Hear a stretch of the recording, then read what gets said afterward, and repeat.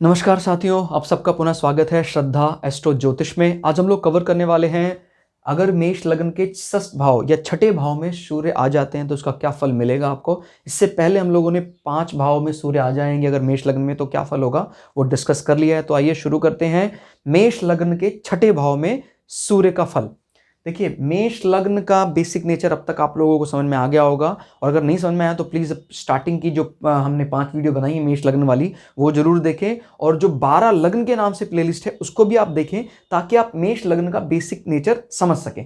अब हम बात कर लेते हैं कि अगर हम किसी भी कुंडली में ये देखते हैं कि सूर्य छठे भाव में बैठते हैं तो छठे भाव में क्या फल देते हैं। छठा भाव हमारा ऋण भाव कहा जाता है, छठा भाव हमारा रिपु भाव भी कहा जाता है, रिपु यानी शत्रु, और छठा भाव हमारे नौकर चाकर इनका स्वभाव। छठे भाव से हम पालतू जानवरों को भी देखते हैं। छठे भाव से हम कोई सक्सेस है मिलने वाली, हमें कोई एंट्रेंस एग्ज़ाम की बात कर रहे हैं, कोई इस प्रकार के स्मॉल इंटरेस्ट टेस्ट की बात कर रहे हैं, उस प्रकार की चीज़ों को भी हम छठे भाव से, जैसे जॉब की तैयारी कर रहे हैं तो जॉब की तैयारी में छठा भाव देखा जाता है। जैसे मान लीजिए किसी के साथ छठा भी अच्छा है 11वां भी अच्छा है तो उसको उसका फल मिले, या छठे भाव का जो लॉर्ड है उसका संबंध 11वें के साथ बन रहा है, साथ में सूर्य भी बैठे, बिकॉज सूर्य छठे भाव में अपने आप को कोई खराब नहीं महसूस करते हैं। कारण क्या है, ये भाव में अगर कोई मैलेफिक प्लैनेट बैठता है, क्लियर हो गया, मतलब क्रूर ग्रह बैठेगा तो उसको कोई दिक्कत होने वाली नहीं है। और दूसरा कारण ये है कि यहाँ पर ये बुध का घर भी माना जाता है, और बुध और सूर्य की बहुत अच्छी सिमेट्री है, तो ये हमारे शत्रुओं का नाश कर देंगे।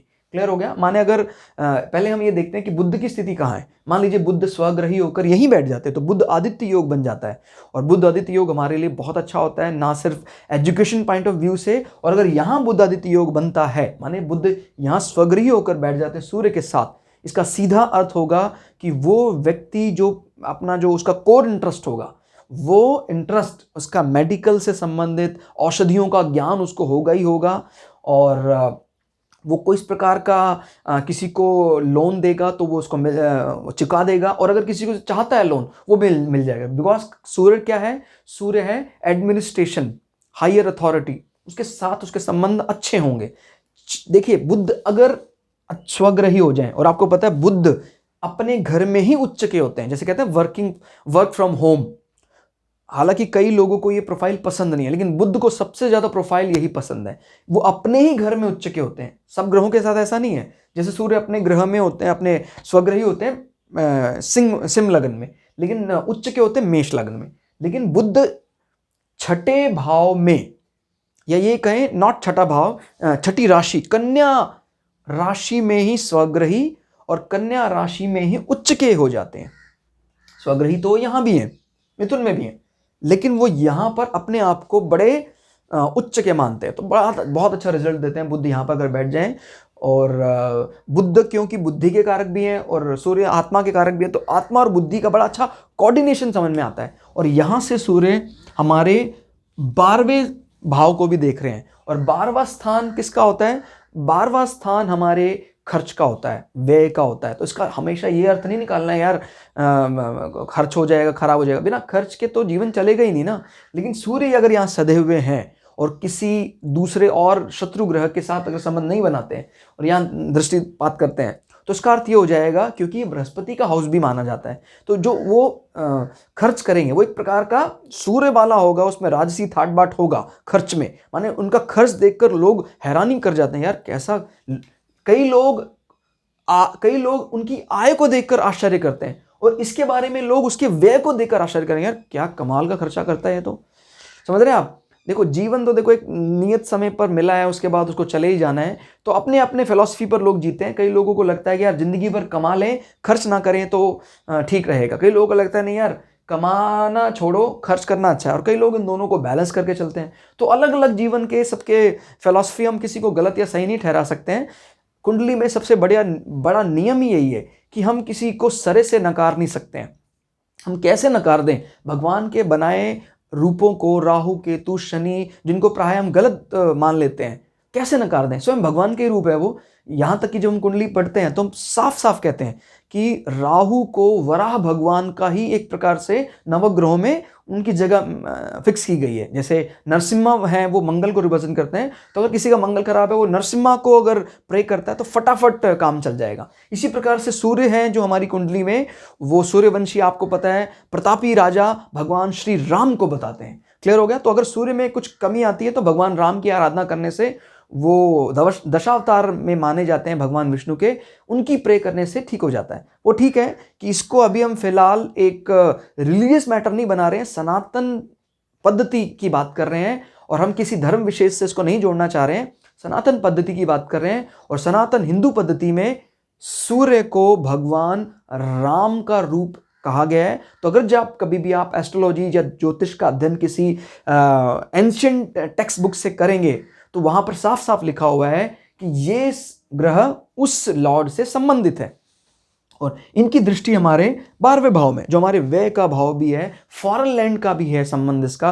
तो अगर यहां पर बृहस्पति भी आ जाते हैं, सूर्य भी यहां संबंध बनाते हैं, तो उसका कहीं ना कहीं फॉरेन लैंड के साथ भी कुछ बहुत अच्छा कह सकते हैं एडमिनिस्ट्रेशन लिंक भी हो सकता है। क्लियर हो गया? क्योंकि सूर्य 12वें भाव को देख रहे हैं। क्लियर हो गया? तो अगर वो व्यक्ति बुध आदित्य योग के साथ, माने बुध भी यहां बैठे, सूर्य भी यहां बैठे और वो 12वें घर को देख रहे हैं, तो इसका सीधा अर्थ ये होगा कि वो एक अच्छे स्टेटस को पाने के बाद विदेश यात्रा कर सकते हैं। हो सकता है गवर्नमेंट जॉब उनको हायर लेवल पर, IAS पद पर वो जाएं, विदेश में कुछ समय भी बिताएं वो। क्लियर हो गया? तो ये विदेश भूमि को दर्शाता है 12वां भाव।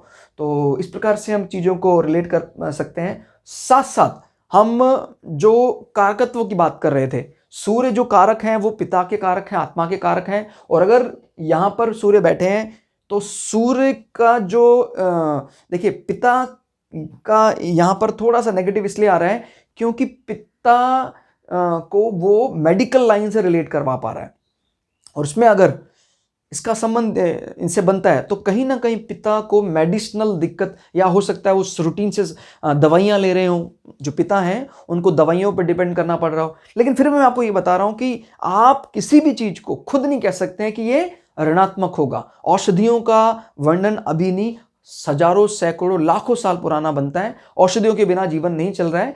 तो इसीलिए किसी को कह देना यार तेरी तो वाट लग गई, अब तेरा तो गड़बड़ हो गया, नहीं।